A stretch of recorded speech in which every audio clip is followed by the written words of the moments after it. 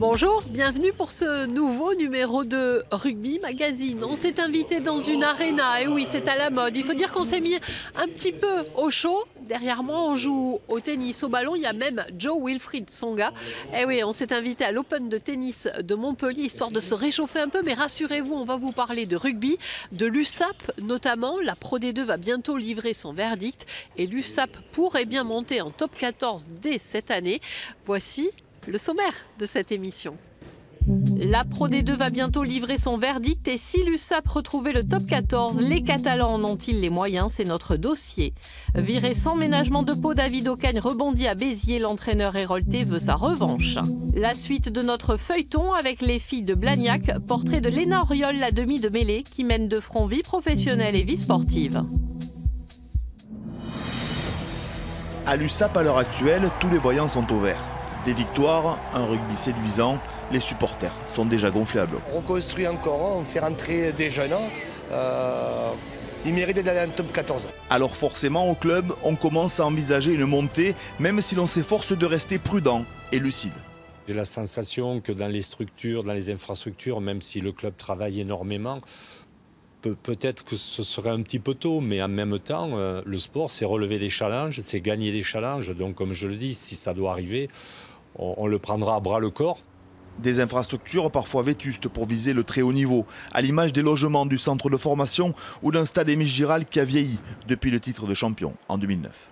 Ce stade qui est magnifique, qui est plein de souvenirs, qui a vraiment une âme, il faudra qu'il évolue aussi pour mieux accueillir le public, pour permettre le business qu'il y a autour du rugby et qui est nécessaire à la vie du rugby. Autre chantier prioritaire, trouver un lieu d'entraînement unique quand aujourd'hui les joueurs font la navette entre différents terrains de la ville. Ce pourrait être Grand Stade à Saint-Cyprien, un lieu de prestige en dehors de Perpignan, des structures, plusieurs terrains de l'espace, ce complexe fait envie et de l'œil à l'USAP. Sportivement, en revanche, la situation est plus avancée. Meilleure attaque du championnat avec 30 points inscrits en moyenne. L'USAP se base sur un staff homogène et une préparation physique de niveau top 14 autour de Laurent Arbeau. Mais pour viser l'échelon supérieur, à court ou moyen terme, il faut un recrutement adapté. On aimerait avoir, l'année prochaine notamment, 23, 25 joueurs qui ont le potentiel pour pouvoir évoluer en top 14. Voilà. Sans doute pas du haut de top 14, mais en tout cas qui peuvent jouer dans cette division et avec un jeu qui peut exister et qui essaye d'atteindre toutes les exigences du top 14. C'est comme ça qu'on peut s'y préparer. Reste le nerf de la guerre, l'argent, l'affaire du président François Rivière. On sait que pour survivre en top 14, il faut un budget d'au moins 20 millions d'euros. Pour l'instant, notre budget est de 10 millions. Il monte automatiquement de 10 à 13,5, 14 millions si on est en top 14. Donc il faut qu'on aille chercher 5 à 6 millions de recettes supplémentaires. L'aventure au top 14 est donc un gros défi à relever, tant financièrement que sportivement, d'autant que cette saison, sans montée directe, le format de la Pro D2 n'offre aucune certitude. Quel que soit le classement, il ne faudra pas trembler en phase finale pour faire son retour dans l'élite du rugby français. On est toujours dans l'ambiance feutrée mais chaude du tennis, eh oui, c'est l'avantage. Lui, il aimerait bien ramener beaucoup de ferveur, de chaleur du côté de Béziers, redonner aussi à Béziers ses lettres de noblesse d'antan. Lui, c'est David Ocagne, l'entraîneur de l'AS Béziers Hérault. Et vous allez l'entendre, il nourrit de grandes ambitions pour son club, pour cette année, mais surtout pour les prochaines années.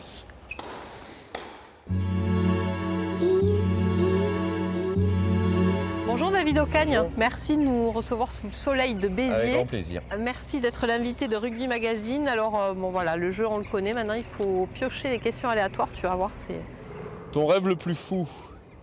Bon, sportif, c'était ou ça sera de lever le bouclier de Brennus. Un rêve parce que le faire avec une équipe, c'est le travail de toute une année, de tout un groupe. Voilà, c'est vraiment des liens, de l'amitié, etc.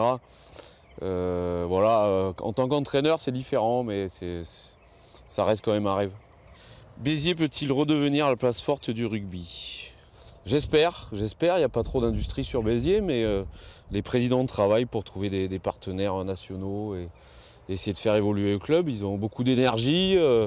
Voilà, c'est une ville rugby, c'est une ville où si ça marche, les supporters sont vite derrière nous. C'est une terre qui peut redevenir une place forte. Voilà, il faut les moyens.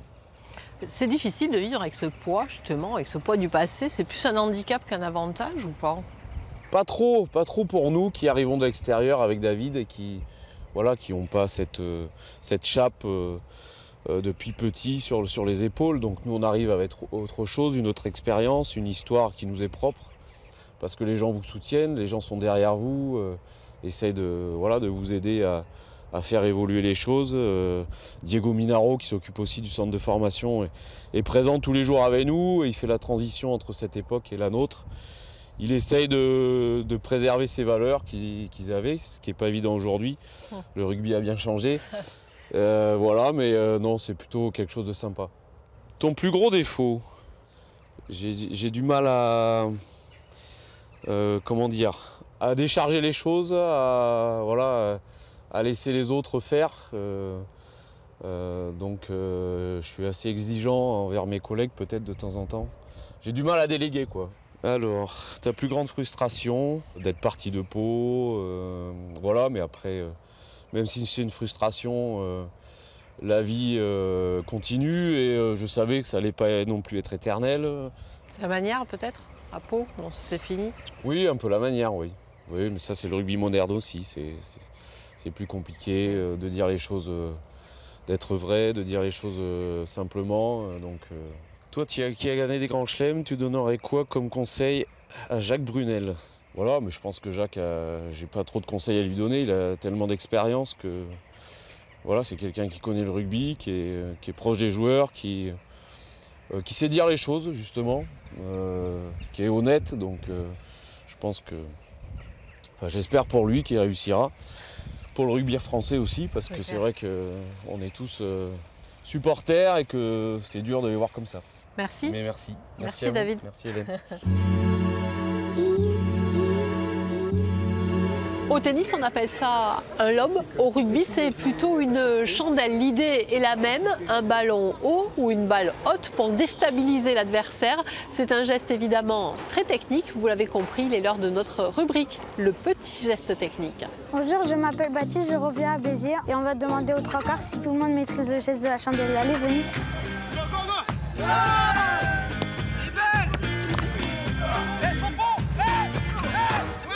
Salut. Alors, comment on tape une chandelle? Alors, tu prends le ballon, tu vois, et tu tapes sur la pointe du ballon, comme ça.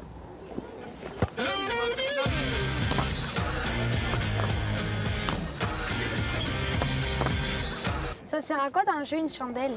Dans le jeu, ça sert à mettre la pression en fait, sur l'équipe adverse et à pouvoir récupérer le ballon sous un coup de pied.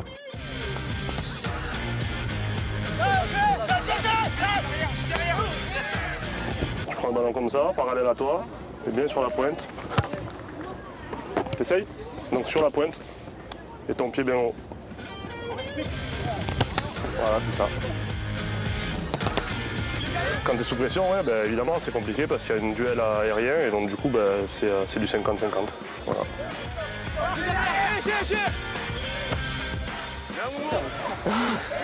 Oh, il faut À qui? À qui? Les belles performances du 15 de France féminin depuis le début de ce tournoi Destination nous font presque oublier que ces filles sont le plus souvent amateurs dans le rugby. Vous voyez où on va aller, du côté de Blagnac. On va aller découvrir Léna Oriol, la demi-mêlée de Blagnac.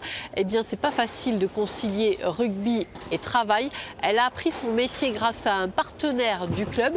Elle est peintre. C'est le feuilleton, cette édition, signée Sophie Pointer et Jean-Pierre Duns. Quand Léna et Nixon arrivent au boulot, l'entreprise accueille déjà ses premiers clients. Et oui, il faut être matinal quand on travaille dans le bâtiment.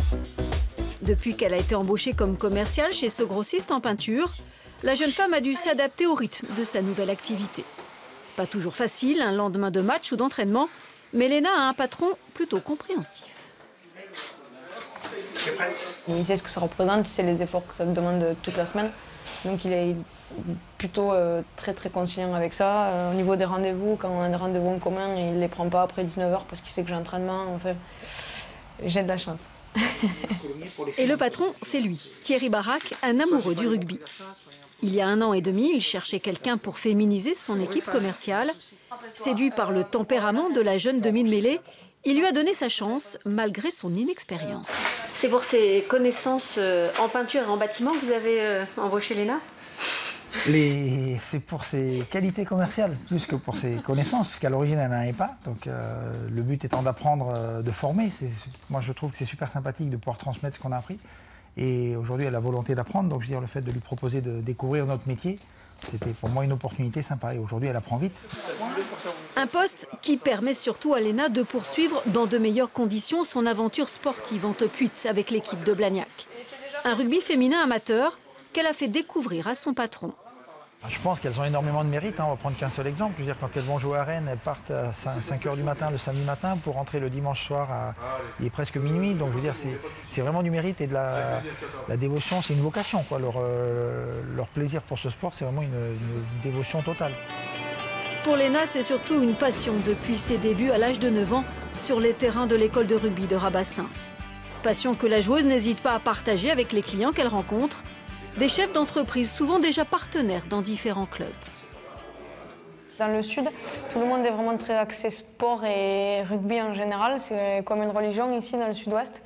Donc c'est vrai que dans le bâtiment, ce sont des gens qui sont proches du rugby et qui sont du coup, ils trouvent ça très plaisant d'être partenaire d'un club. Donc on se retrouve toujours quand même, la plupart des clients à parler rugby. Le rugby féminin, c'est quelque chose qui est très attractif. Pas pour voir des nanas sur un terrain, pour voir surtout la façon dans laquelle elles jouent. Et elles ont repris le rugby à l'ancienne tout en le modernisant, et ça c'est vachement bien. Continuer à se faire plaisir sur un terrain tout en construisant une vie professionnelle et personnelle, à 24 ans, c'est aujourd'hui l'objectif de Léna. Avec en ligne de mire, bien sûr, ce titre tant attendu par les filles de Blagnac, de championne de France du top 8. C'est déjà la fin de cette édition de Rugby Magazine. Je vous laisse avec les insolites du net. Rendez-vous samedi prochain dans Rugby Magazine.